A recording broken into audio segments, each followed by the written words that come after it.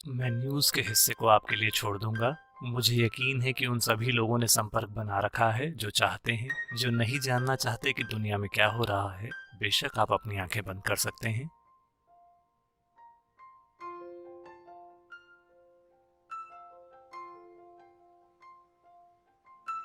आज आदि शंकर की जयंती है। योग रथोवा जो आपने अभी गाया, ये उनकी रचना है। एक अविश्वसनीय रूप से उत्साही और ऊर्जावान आदमी। उन दिनों में इस देश को पैदल चलकर इधर से उधर तक पार किया। जब तक वो 32 साल के हुए, मेरे ख्याल से वे 3 बार ऊपर से नीचे तक गए और पूर्व से पश्चिम तक भी। और उन्होंने आध्यात्मिक प्रक्रिया को अपनी ही तरह से स्थापित किया। मेरी पसंद के हिसाब से वे कुछ ज्यादा ही प्रचारक जैसे थे, लेकिन उन दिनों की शायद वही विवशता थी और उन्होंने इसी तरह से खुद को अभिव्यक्त किया और वे 32 साल की उम्र में चले गए। 12 साल की उम्र से 32 तक 20 साल वे एक अभियान पर थे। एक आदमी, अद्भुत क्षमताओं वाला एक अविश्वसनीय आदमी, अपनी बुद्धि में लगभग महामानव। और उन्होंने स्थापित किया, एक तरह से इस संस्कृति में आध्यात्मिक प्रक्रिया को पुनः स्थापित किया 1000 साल से थोड़ा पहले। और उनका आज भी बहुत सम्मान है। अगर वे इस दुनिया में किसी भी दूसरी जगह पर होते इस तरह का इंसान, तो उनके आसपास एक पूरे धर्म का विकास हो गया होता। लेकिन चूंकि इस संस्कृति में किसी इंसान के इर्द गिर्द एक धर्म को विकसित करने जैसी कोई चीज नहीं थी, जब शिव आए, राम आए, कृष्ण आए, उनके इर्द गिर्द कोई धर्म विकसित नहीं हुआ। वे उस संस्कृति का एक हिस्सा बन गए जो पहले से ही मौजूद थी। तो हमेशा से यही तरीका रहा है। तो शंकर भी इस संस्कृति का एक हिस्सा बन गए, एक और प्रकाश पुंज की तरह। हर चीज के स्रोत की तरह नहीं। उस तरह की सोच इस संस्कृति में कभी नहीं थी। सौभाग्य से ये अब भी नहीं है।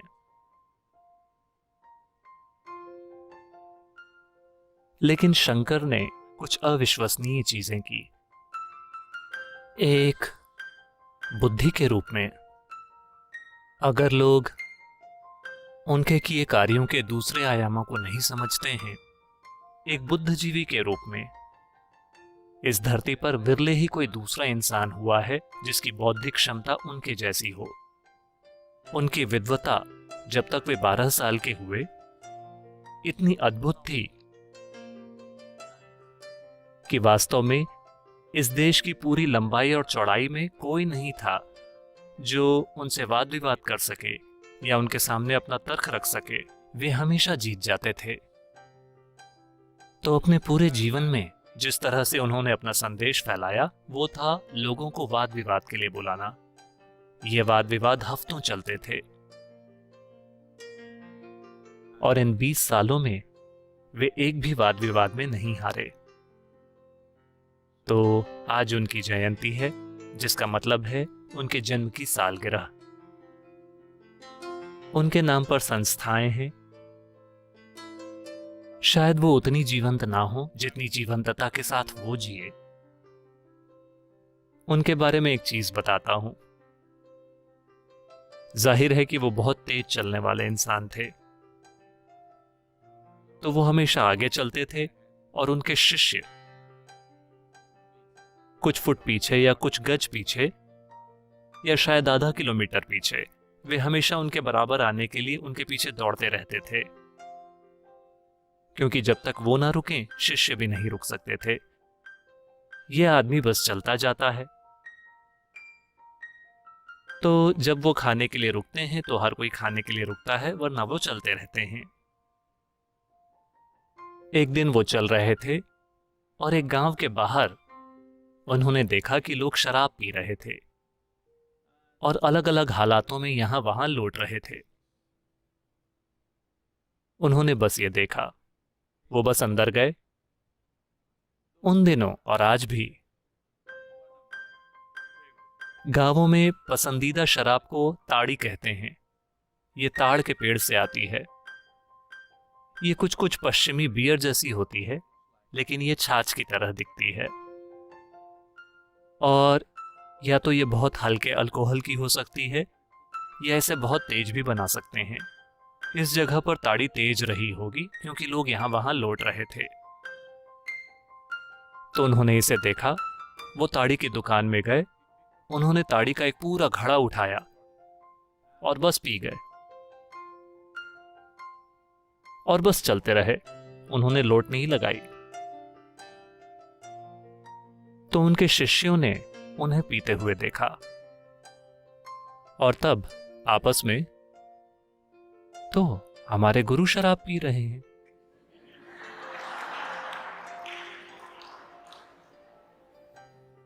अब उनसे पूछने की भी कोई जरूरत नहीं है क्योंकि उन्होंने खुद मिसाल कायम की है। जब वो चलते हैं हम चलते हैं, जब वो खाते हैं हम खाते हैं, वो जो कुछ भी करते हैं हम भी करते हैं। अब उन्होंने पी है, अगले गांव में हमें भी पीनी चाहिए। आपस में वो अपना मन बना रहे थे। तो अगला गांव आया। वो चलते जा रहे थे और तब उन्होंने एक लोहार को देखा जो पिघले हुए लोहे के साथ कुछ काम कर रहा था। पिघला हुआ लोहा। वो गए, उसे उठाया और पी गए और चल दिए।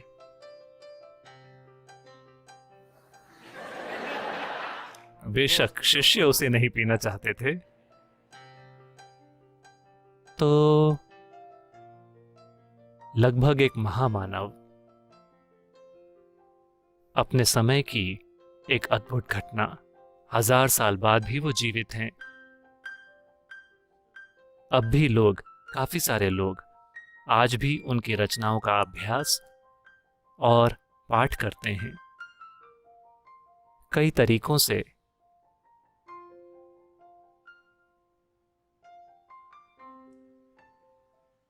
वैसे मैं उन परंपराओं से कुछ नहीं लेता हूं, लेकिन ये काफी कुछ वैसा है। उन्होंने एक चीज लिखी जिसे सौंदर्य लहरी कहते हैं। इसका मतलब है सृष्टि की अद्भुत सुंदरता का वर्णन करना, सृष्टि की शक्ति और सुंदरता।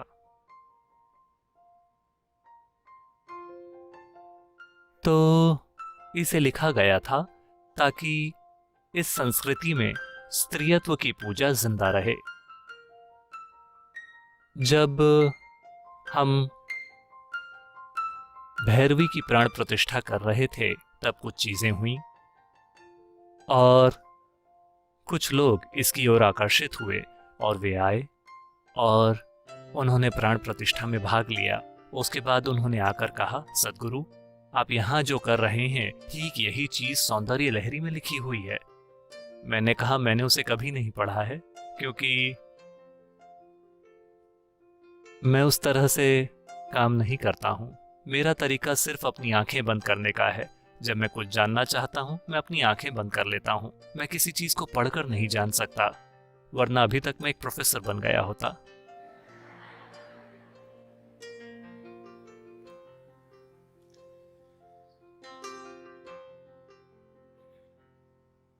तो देवी, कम से कम उन्होंने ऐसा कहा, ऐसा ही होगा कि ये लगभग सौंदर्य लहरी में बताई चीजों के समान ही होगी, स्त्री शक्ति की पूजा के संदर्भ में कि इसे कैसे किया जाना चाहिए और जो भी। मुझे उसकी डिटेल्स नहीं पता है, मुझे केवल उतना ही पता है जितना उन्होंने कहा। मैं उस तरह का बुद्धू हूं कि बताए जाने के बाद भी मैंने उसे नहीं पढ़ा है। अगर आप सभी मुझे इस तरह व्यस्त ना रखें तो शायद मैं एक दिन बैठकर इसे पढ़ूं। खैर, आज हम उन्हें सम्मानित करना चाहते हैं। आज उनकी जयंती है। वो जिस तरह के जीव थे उसके लिए हम उनको नमन करते हैं। हमें इस ग्रह में ऐसे लोगों को पैदा करना होगा अगर हम चाहते हैं कि मानवता एक नई संभावना में ऊपर उठे। हमें उस तरह की जोश की आवश्यकता है कि उस इंसान के पास जो है वो इतना मूल्यवान है कि वो इस देश में ऊपर से नीचे तक चल कर जाता है। मैं कह रहा हूं कि ये कोई छोटा देश नहीं है। एक छोर से दूसरे छोर की दूरी 4000 किलोमीटर है और 20 सालों के भीतर उन्होंने 3 बार ऊपर नीचे पैदल यात्रा की और एक बार पूर्व से पश्चिम तक। ये कोई छोटी चीज नहीं है। और पूरे रास्ते दिन भर चलने के बाद उन्होंने साहित्य की रचना की। शायद वे रात में बैठते हैं और इन हजारों पन्नों को लिखते हैं जिसकी उन्होंने रचना की। भाषा पर सबसे अविश्वसनीय नियंत्रण और एक बहुत ही गहन ज्ञान की अभूतपूर्व अभिव्यक्ति। तो हमें ऐसे लोगों को पैदा करना होगा। मुझे इंतजार है। ये सवाल श्वेता का है। आप अक्सर कहते हैं कि कोई भी अचानक नहीं मरता है। मृत्यु की प्रक्रिया जन्म से शुरू होती है और एक दिन पूरी हो जाती है। आप यह भी कहते हैं कि जैसे जैसे हमारी उम्र बढ़ती है, जरूरी नहीं है कि हमारी जीवंतता कम हो, क्योंकि हम जानते हैं कि शारीरिक शक्ति और मानसिक सतर्कता दोनों एक खास उम्र के बाद कम हो जाते हैं। ऐसे में हम जीवंतता के गुण को कैसे समझें जो उम्र बढ़ने पर घटता नहीं है? मैंने इस जीवंतता का अनुभव केवल ध्यान के दौरान ही किया है, जब यह स्थिरता के रूप में अभिव्यक्त होती है। क्या आप उसी जीवंतता की बात कर रहे हैं या ये कुछ और है? क्या श्वेता मेरे बारे में बात कर रही हैं? क्या मैं मंद हो रहा हूं? हेलो, आप में से जो लोग मुझे 10-15 सालों से देख रहे हैं, क्या मैं मंद हो रहा हूं? नहीं, वो कह रही हैं कि उम्र के साथ आप मंद हो जाएंगे। तो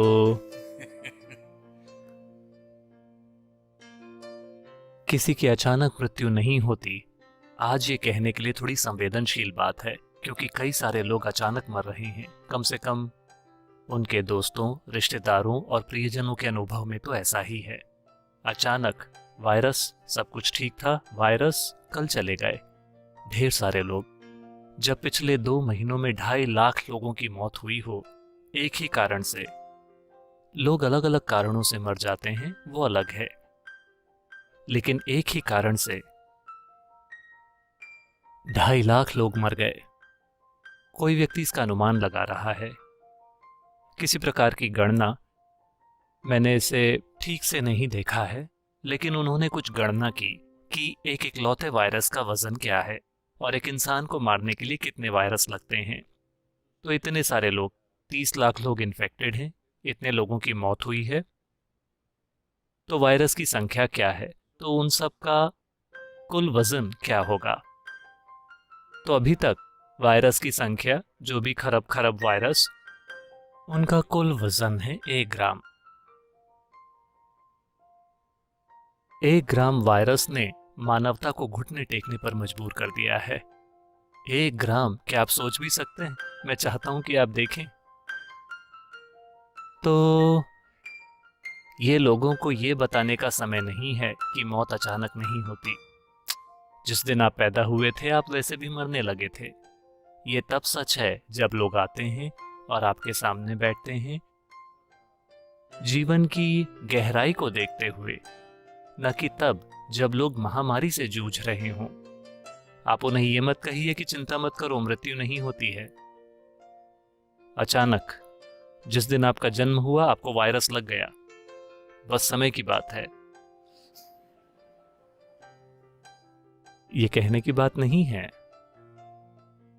लेकिन वैसे भी मुझे पता है कि आप वायरस का सवाल नहीं पूछ रही हैं। तो ऐसा इसलिए नहीं है क्योंकि मैंने कहा है। हर कोई जो 200 साल पहले पैदा हुआ था, वो अभी मर चुका है। क्या ये पक्का है? सभी मर गए। हर कोई जो 500 साल पहले यहां रहता था, सभी मर गए। हर कोई जो 1000 साल पहले मौजूद था, मर गया। यहां तक कि ज्यादातर लोग जो 100 साल पहले पैदा हुए थे, उनमें से लगभग सभी मर गए हैं। तो मौत हमारे बीच एक स्थायी प्रक्रिया रही है। ये अचानक नहीं हुई है। जाहिर है, ये हमेशा से चालू रही है। तो मेरे जीवन में ये प्रक्रिया कब शुरू होती है? जन्म का मतलब ही मृत्यु है। जन्म एक प्रक्रिया की शुरुआत है, मृत्यु उसका अंत है। हम जो हैं उसकी शारीरिक प्रक्रिया, और काफी हद तक हम जो हैं उसकी मानसिक प्रक्रिया भी जन्म से शुरू होती है और मौत के साथ उसका अंत होता है। ये मेरा आविष्कार नहीं है। अगर आप कल मर जाएं तो मुझ पर इल्जाम मत लगाइएगा। मौत मेरा आविष्कार नहीं है, मैंने बस इस पर एक किताब लिखी है। अरे सद्गुरु ने मौत का आविष्कार किया है, उन्हें पकड़ते हैं। नहीं, मैंने नहीं किया। मेरे आने से पहले भी लोग मरते रहे हैं और मेरे जाने के बाद भी लोग मरेंगे। तो उम्र के साथ शरीर कमजोर होता जा रहा है। शारीरिक ऊर्जा भी अधिक कमजोर हो जाती है। आपकी आंखें थोड़ी धुंधली हो सकती हैं, सुनने में थोड़ी दिक्कत हो सकती है। निर्भर करता है कि आप कितनी लंबी जिंदगी जीते हैं। वायरस ने चाहा तो आप लंबी उम्र जिएंगे।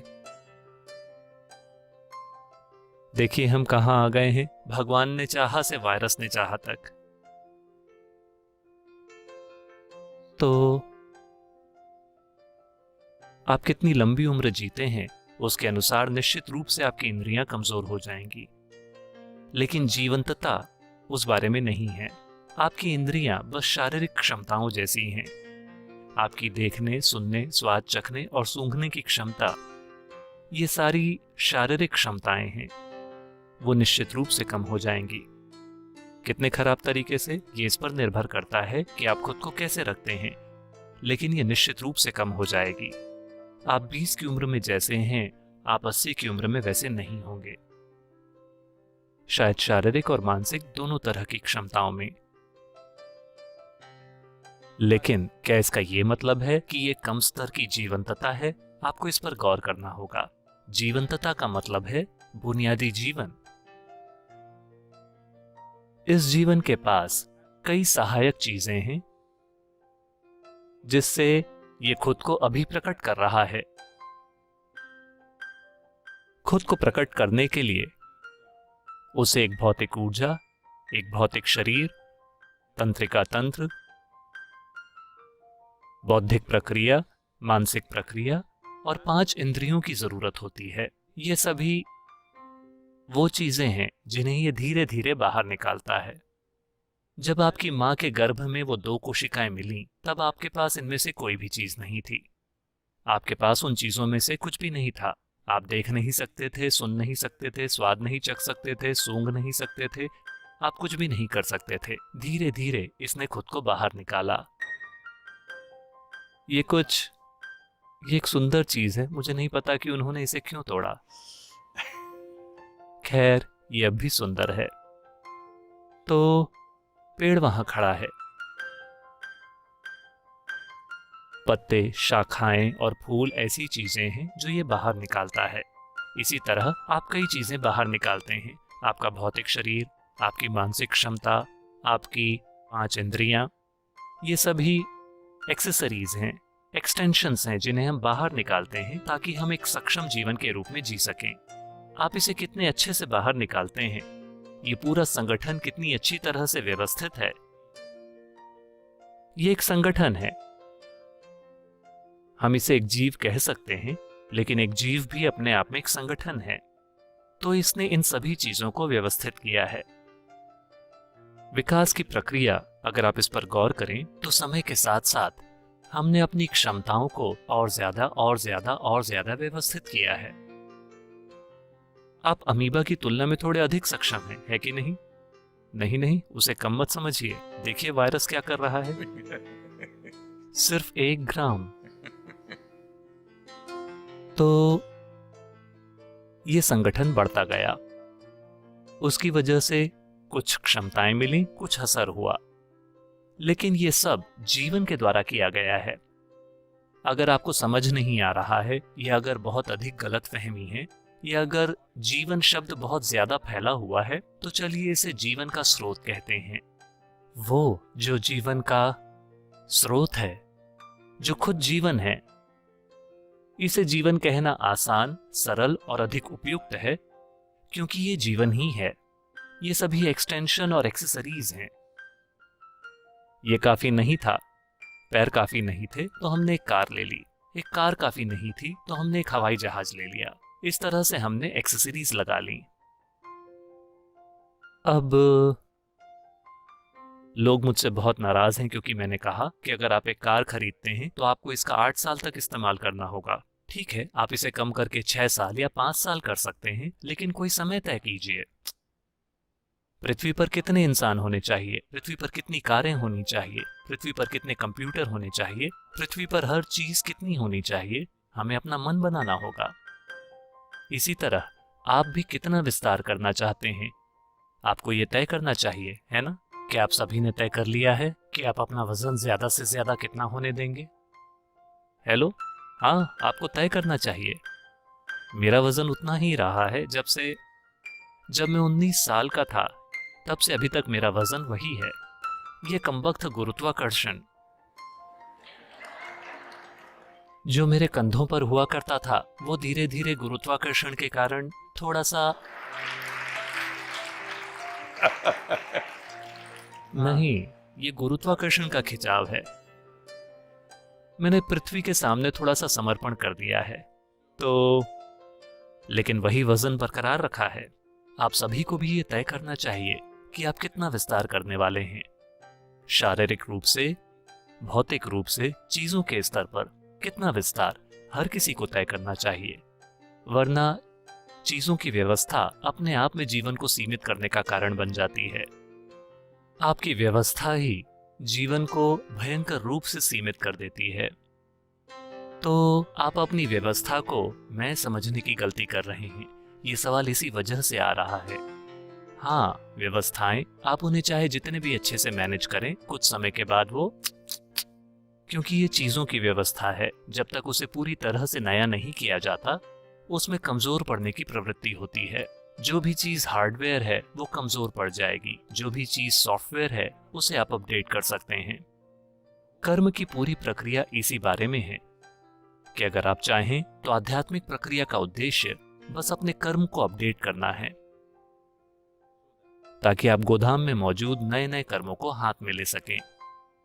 सामान्य लोग, देखिए मैं उन्हें सामान्य कह रहा हूं क्योंकि बहुमत उन्हीं का है और मैं खतरा नहीं उठाना चाहता। मैं कह रहा हूं मूर्ख लोग। सामान्य लोग से मेरा यही मतलब है। दुनिया के मूर्ख हमेशा ये कोशिश करेंगे कि उनके पास सीमित कर्म हो। वो व्यक्ति जो आध्यात्मिक मार्ग पर है, जो धधक रहा है, वो पूरे गोदाम को डाउनलोड करना चाहता है, लेकिन उसे पता है कि अगर वो पूरे गोदाम को डाउनलोड करता है तो शायद हार्डवेयर ही टूट जाए, ये कुछ ज्यादा ही हो जाएगा। तो वो इसे अपडेट करता रहता है, ज्यादा से ज्यादा चुनौतियां लेता रहता है, क्योंकि हम चाहते हैं कि सारी चुनौतियां जल्द से जल्द निपट जाएं। लगातार ज्यादा से ज्यादा कर्म डाउनलोड करते रहना। तो ऐसा लगता है कि वो लोग जो आध्यात्मिक मार्ग पर हैं, जीवन की परिस्थितियों के स्तर पर ऐसा लगता है कि वो दूसरों के मुकाबले ज्यादा यातना झेलते हैं। लेकिन कोई बात नहीं, अगर आपको कोई दुख नहीं हो रहा है तो वजन कोई समस्या नहीं है। वजन समस्या नहीं है। हर कोई जिम जाकर ये करता है। वो वजन उठा रहे हैं क्योंकि उन्हें लगता है कि उससे उनका शरीर बेहतर हो जाएगा। तो वजन सिर्फ आपको मजबूत बनाएगा जब तक आप वजन से दुखी ना हो। अगर आप वजन से दुखी हैं, फिर ये एक समस्या है। समस्या वजन के साथ नहीं है, समस्या ये है कि आप एक दुखी प्राणी हैं। अगर आप दुखी नहीं हैं, तो वजन के साथ क्या समस्या है? आप बहुत मजबूत बन जाएंगे। योग की परंपरा में एक सुंदर कहानी है कि एक बार ऐसा हुआ, एक युवक अपने पशुओं के झुंड को घास चरवाने के लिए जंगल में गया, जो कि यहाँ जीवन का एक सामान्य हिस्सा हुआ करता था, क्योंकि ये एक चरवाहों की संस्कृति है। मोटे तौर पर इस देश में जमीन को संपत्ति नहीं माना जाता था, हमेशा पशुओं, मवेशियों को संपत्ति माना जाता था। आपके पास कितने पशु हैं, वही आपकी दौलत है। तो वो अपने पशुओं के झुंड को लेकर जंगल गया। वहां उसने पहली बार एक गाय को, एक बछड़े को जन्म देते हुए देखा। ये एक बहुत नाजुक पल होता है। अगर आप देखें कि ये कैसे होता है, फिर ये एक सबसे बड़ा अजूबा है कि कैसे एक नया जीवन बस यूं ही बाहर निकलकर गिर पड़ता है और वो छोटी सी चीज उन कमजोर पैरों पर यूं खड़ी है। वो बिल्कुल भाव विभोर हो गया। उसने बछड़े को उठाकर अपने कंधे पर रखा और वापस चलकर घर आया। वो इस छोटे से बछड़े के साथ इतनी गहराई से जुड़ गया। हर दिन वो उसे उठाकर जंगल ले जाता है, उसे घास चरवाता है और फिर उसे अपने कंधों पर उठाकर वापस लाता है। 8 साल बीत गए। वो अभी भी उसे उठाकर चल रहा था। अब तक उसकी ख्याति पूरे इलाके में फैल गई थी। वो एक सुपरमैन है। वो एक भारी भरकम बैल को अपने कंधों पर उठाता है और चलता है, क्योंकि बछड़े का वजन धीरे धीरे बढ़ता है, आपकी तरह। नहीं नहीं नहीं, आप सभी बहुत अच्छे हैं। उसे कभी एहसास ही नहीं हुआ। अपने प्यार के कारण वो हर दिन बछड़े को अपने कंधों पर उठाता रहा। हर दिन उसका वजन कुछ ग्राम बढ़ता रहा। 8 सालों के बाद वो एक भारी भरकम बैल बन गया है, लेकिन वो उसे उठाकर चलता है। तो उसकी ख्याति पूरे इलाके में फैल गई कि वो एक सुपरमैन है जो एक बैल को उठाकर चलता है। तो वजन आपके साथ यही करता है कि ये आपको इतना मजबूत बना देता है कि आप कल्पना भी नहीं कर सकते। लेकिन अगर आप बोझ से दुख पाते हैं, मुझे ये कमबख्त बोझ क्यों उठाना पड़ रहा है, फिर ये एक बड़ी समस्या है। तो वह व्यक्ति जो आध्यात्मिक मार्ग पर है, वो हमेशा ये देखता रहता है कि कैसे नए सॉफ्टवेयर को डाउनलोड करके उसके साथ निपटा जाए। उसे कल के लिए टालना नहीं, उसे किसी और समय के लिए टालना नहीं। हम उसके साथ अभी निपटना चाहते हैं। इसमें जो कुछ भी मौजूद है, सब कुछ, चाहे वो जो भी हो, अच्छा बुरा बदसूरत, मैं उससे अभी निपटना चाहता हूँ, कल नहीं। क्या आप तैयार हैं? हर चीज, अच्छी चीज, बुरी चीजें, बदसूरत चीजें, बकवास, वो चाहे जो भी हो, हम उससे अभी निपटना चाहते हैं। हम चाहते हैं कि कल ऐसा हो। हमें आज काम कर करके अपनी जिंदगी बिताने में कोई दिक्कत नहीं है, क्योंकि हम हर चीज से निपटना चाहते हैं, ताकि अगर हम कल बैठे तो हमें यूं बैठना चाहिए जैसे हम सृष्टि की शुरुआत हों। सृष्टि की शुरुआत में सब कुछ स्थिर था। आपको उस तरह से बैठने में सक्षम होना चाहिए, क्योंकि सृष्टि की शुरुआत का निवेश आप में भी किया गया है। जब मैं कहता हूं जीवन, तो मैं उसकी बात कर रहा हूं। जिस चीज ने हर चीज की शुरुआत की, वो आपके अंदर भी बैठी हुई है। वो कम कैसे होगा आपके 100 साल जीने से? अगर वायरस ने चाहा तो आपके 100 साल एक मूर्खता भरी बकवास है, जिसकी वजह से जो जीवन की शुरुआत करता है और आपके भीतर धड़क रहा है, आप उसे भूल गए हैं।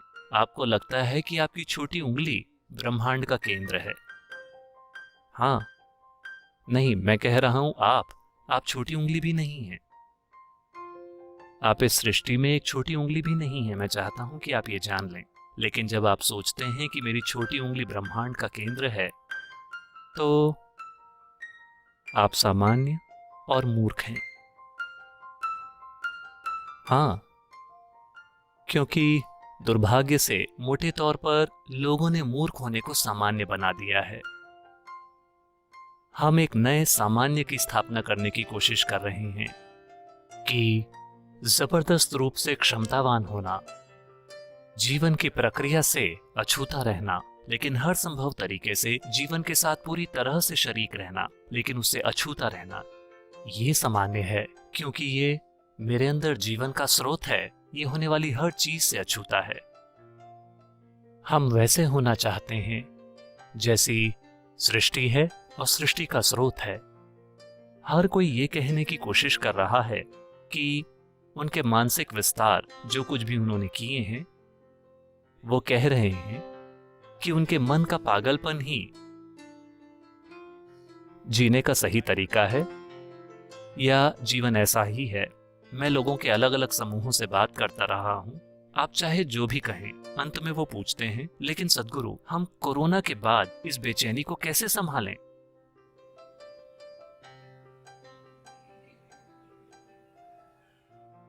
तो आप भी मुझसे वही सवाल पूछ रहे हैं।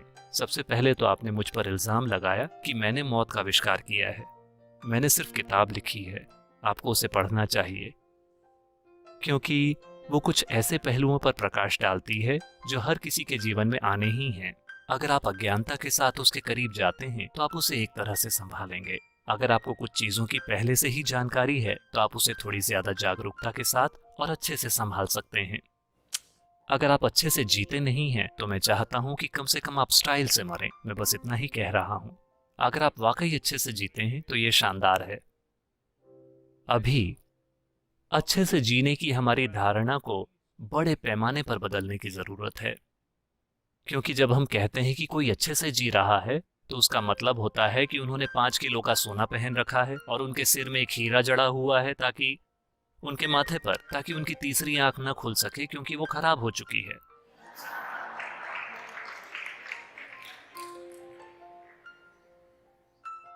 वो जरूरत से ज्यादा खा रहे हैं, वो जरूरत से ज्यादा कपड़े पहन रहे हैं, वो हर चीज का जरूरत से ज्यादा इस्तेमाल कर रहे हैं। वो अच्छे से जीना नहीं है। अच्छे से जीना यानी अगर आप यहाँ बैठते हैं, अगर आप पर्याप्त ध्यान देते हैं तो आप ही सृष्टि का स्रोत हैं। ये अच्छे से जीना हुआ। ये मेरी इच्छा और आशीर्वाद है कि आप इसे जान पाएं।